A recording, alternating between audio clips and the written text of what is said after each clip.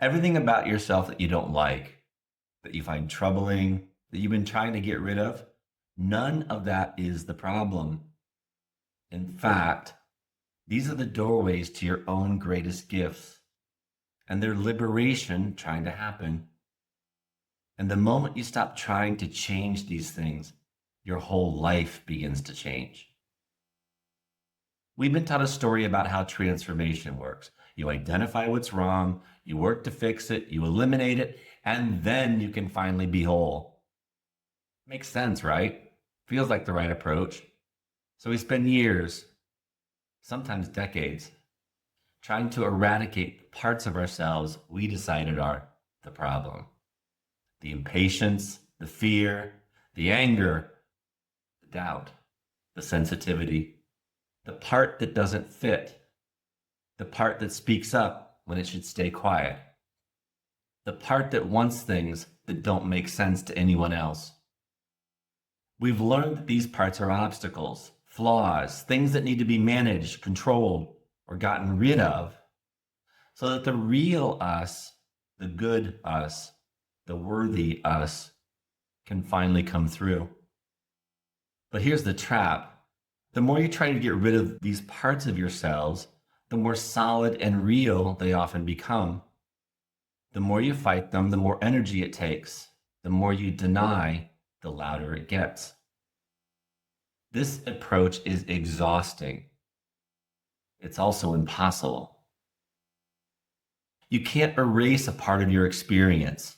You can try to disown, repress, avoid, or deny it, which puts you constantly at war with yourself. You're divided, fragmented, spending enormous amounts of energy trying to suppress what's actually happening inside of you. And that suppression, it shows up everywhere. In your body as tension, in your relationships as inauthenticity, in your work as a constant feeling of being a fraud, in your sense of self as a gnawing doubt that something's fundamentally wrong. I spent decades of my life doing this. I had a spiritual teacher that I trusted, and when my instinct told me something was off, I didn't trust it. Instead, I tried to get rid of the instinct. I decided the part of me that was sensing danger was the problem. So I worked to override it, to make it go away, to become the kind of person who could just accept what I was being told. The harder I tried, the more fragmented I became. The more I fought my own perception, the less I could trust anything about myself.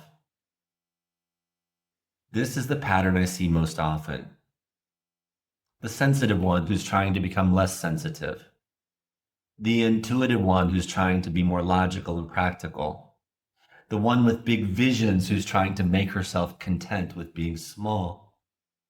The man who feels deeply, who's trying to numb himself so he won't hurt so much. And all of them are exhausted, even though they might not fully realize it. Because they're not actually trying to change, they're trying to disappear. The shift happens when you stop trying to erase and start allowing. Not allowing in the sense of letting yourself be a mess. Allowing in the sense of recognizing that every part of you that you've been fighting, it's there for a reason. It's trying to tell you something. It's carrying intelligence. It's your liberation trying to happen. The sensitivity you've been trying to get rid of, it's actually your capacity to perceive. The doubt, your discernment. The anger, it's your boundary. The part that doesn't fit, it's your authenticity refusing to be squeezed into a mold any longer. When you stop fighting these parts and start listening to them, start working with them, they transform, not because you fixed them, but because they were never the problem.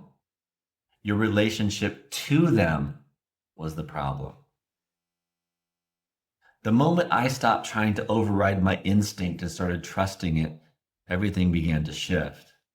Not because my instinct suddenly became perfect, because I stopped being at war with myself. I could become whole. And from that place of wholeness, I could actually see clearly. I could move forward. I could do the work that I'm here to do. Who you are is not something you need to build, fix, or earn, nor can you. It's something that you and only you can stop obscuring because it's already there.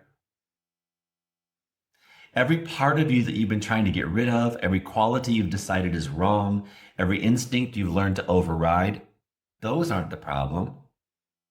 They're part of your wholeness. Your job isn't to become someone different. Your job is to stop pretending to be someone you're not. To stop fighting yourself. To recognize that the person you've been trying to become is actually less than the person you already are. The wholeness is already there. Your wholeness. It's just been buried under layers of shoulds, conditioning, fear, and other people's versions of who you're supposed to be that you picked up along the way. So I invite you to contemplate this. What parts of you have you been trying to get rid of? And what if that is actually the doorway to one of your greatest gifts? If you want to explore this more deeply, please message me. Bye for now.